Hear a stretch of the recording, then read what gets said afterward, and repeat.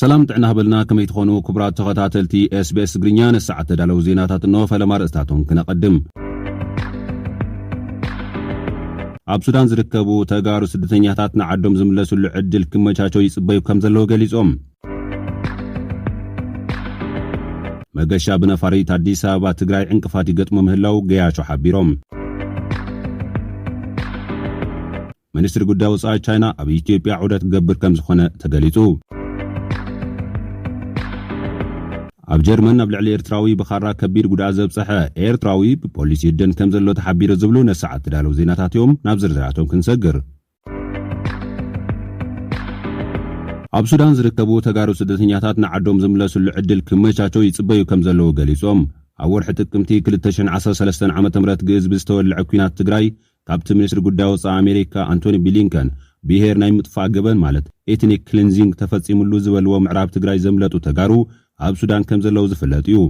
እዞም ልዕሊ 60,000 ዝኣክል በዝሒ ዘለዎም ስደተኛታት ኣብቲ ቤት ንብረቶም ገዲፎም ዘጽለሉ ቦታ ከቢድ መከራ ይሕልፉ ከም ዘለው ብምግላጽ እቲ ኣብ ፕሪቶሪያ ዝተኸተመ ስምምዕ ሰላም ክፍጸም መረበቶም ውሕስ ክኸውን ዝምልከቶም ኣካላት ክሰርሑ ብምምሕፃን ናብ ዓዶም ክምለሱ ድልየት ከም ዘለዎም ተዛሪቦም ካብቲ ግፍዕታት ዘምለጡ ኣብ ሱዳን ተዓቂቦም ዘለው ተጋሩ ስደተኛታት ድሕሪ ስምምዕ ሰላም ፕሪቶሪያ ጋዜጣ ዘ ጋርዲያን ረኺቡ ኣዘራሪቦም ኣሎ ምዕራብ ትግራይ ነበርቲ ዝነበሩ ኣብ ብሔረ ትግራይ ብሔረሰብ ኩናማን ኢሮብን ዝተሰደዱ ተጋሩ ረኺቡ ከም ዘዘራረበ ዝገለጸት ጋዜጣ ኩሎም መሬቶም በሓይልታት ኣምሓራ ወይ ብሰራዊት ኤርትራ ክሰብ ሕዚ ተወሪሩ ከም ዘሎ ገሊጾም ለይሉ ነቲ ጋዜጣ ርእቶ ዝሃበት ኣደ ከምትብሎ ማሕበረሰብ ዓለም ነቶም መረበቶም ገዲፎም ዝኸዱ እኹል ሓወለዋን ተዘይገይሩሎም ካብ መንግስቲ ኢትዮጵያ ኣብዝእቶ ዝበሃል ጭቡጥ ተስፋ ከም ዘይብላ ገሊጻ ዘላ ካልእ መምህር ሰሎሞን ዝተባሃለ ካብ ሕሞራ ናብ ሱዳን ሰገረ ብወገኑ ሰራዊት ኤርትራ ካብ ትግራይ እንተዘይወፅኡ ሰላም ዝበሃል ክመጽእ ተስፋ ከም ዘይብሉ ይገሊጹ ሓንቲ ተምሃሪት ዩኒቨርሲቲ ዝኾነ ትግራዊት ብወገና ድሕሪ እዚ ኢትዮጵያ ብዛዕባ ምቕጸላ ዘጠራጥር ምዃን ብምግላጽ ብፍላይ ኣብ መንጎ ሕብረተሰባት ተፈጢሩ ዘሎ ቅርሕንቲ ሓደገኛ ከም ዝኾነ ተዛሪባ በተወሳኺ መንግስቲ ኢትዮጵያ ዋላ ድሕሪ ስምምዕ ሰላም መሰረታዊ ኣገልግሎታት እንተመለሰ ብፍላይ ካብ ሱዳን ዝድወሉ ስልክታት ተኸታቲሉ ነቲ ኣብ ውሽጢ ትግራይ ኮይኑ ዝቕበል ሰብ ከይዱ ከም ዝኣስሮን ርከባት ቴሌፎን ከም ዝጠልፍን እቶም ወሃብቲ ርእቶ ገሊጾም ኣለዉ ብተመሳሳሊ እቶም ካብ ምዕራብ ትግራይ ናብ ካልኦት ከባብታት ትግራይ ዝተመዛበሉ ናብ ዓዶም ክምለሱ ከም ዝደልዩ ግን ከዓ ሰማዒ ከም ዝሰኣኑ ገሊጾም ኣለዉ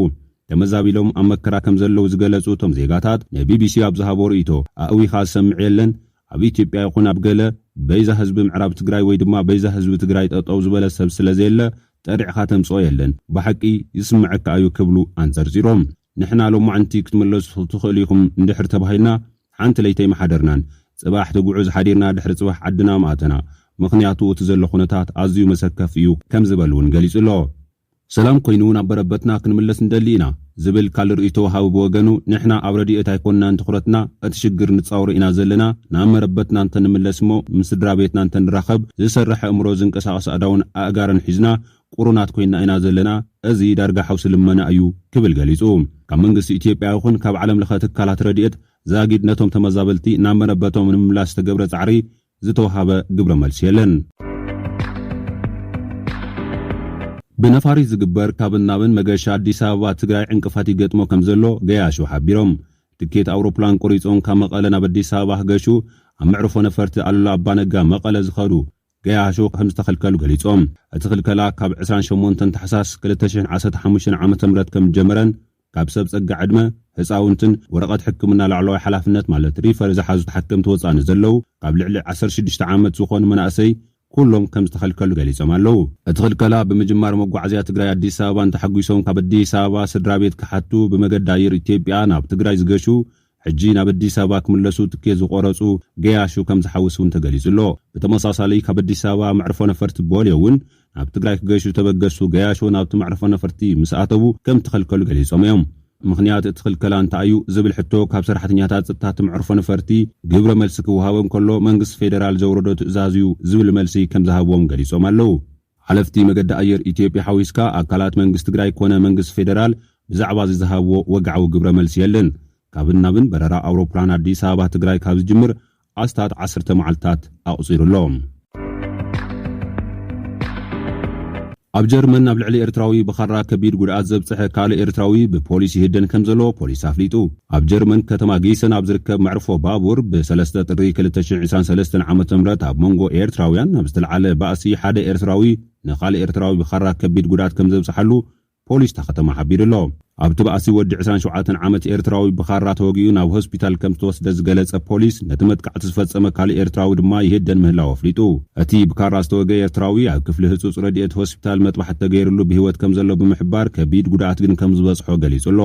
ፖሊስ ጊሰን ነቲ መጥቃዕቲ ዝፈጸመ ጥርጡር ኣብ ምርካብ ህዝቢ ክተሓባበሩ እውን ጽዊዑ ኣሎ። ኣቐዲሙ ኣብ ካናዳ ኣብ ዕለተ ልደት ፈረንጂ ብሽጉጥ ንሓደ ኤርትራዊ መንእሰይ ዝቐተለ ካልእ ኤርትራዊ ክሳብ ዝእዋን ይህደን ከም ዘሎ እውን እዩ ዝንገር ዘሎ።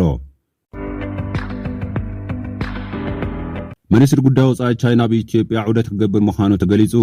ሚኒስትሪ ጉዳይ ወጻኢ ቻይና ኪንጋንግ ኣብ ዝቕጽል ሰሙን ኣብ ኢትዮጵያ ዑደት ከም ዝገብር ተሓቢሩ ኣሎ። ኪንጋንግ ኣብ እዋን ዑደቱ ምስ ላዕለዎት ሓለፍቲ ስራሕ መንግስቲ ኢትዮጵያ ተራኺቡ ከም ዘራረብ ዝተገልጸ ኮይኑ ካብዚ ብተወሳኺ ብሓገዝ መንግስቲ ቻይና ዝተሃንጸ ማእኸል ምክልኻልን ምቁጽጻርን ሕማማት ኣፍሪካ ክምረቕ ምዃኑ ካብ ኮሚሽን ሕብረት ኣፍሪካ ዝተረኸበ ሓበሬታ ይረድእ። እቲ ማእኸል ኣብ ኣዲስ ኣበባ መንደር ኣፍሪካ ተባሂሉ ዝጽዋዕ ከባቢ ዝተሃንጸ ክኸውን ከሎ 90,000 ሜትሮ ስኩዌር ሓፈሻዊ ስፍሓት ከም ዘለዎ እዩ ዝንገረሉ። ህንጸት እቲ ማእኸል ክዛዘም ከሎ ማእኸል ኦፕሬሽን ሃንደበታዊ ሓደጋ፣ ማእኸል ሓበሬታ፣ ላቦራቶሪ፣ ማእኸል መሰልጠኒ፣ ማእኸል ኮንፈረንስ፣ ቤት ጽሕፈታትን ኣፓርታማታትን ክህልዎ እውን ትጽቢት ተገይሩሎ።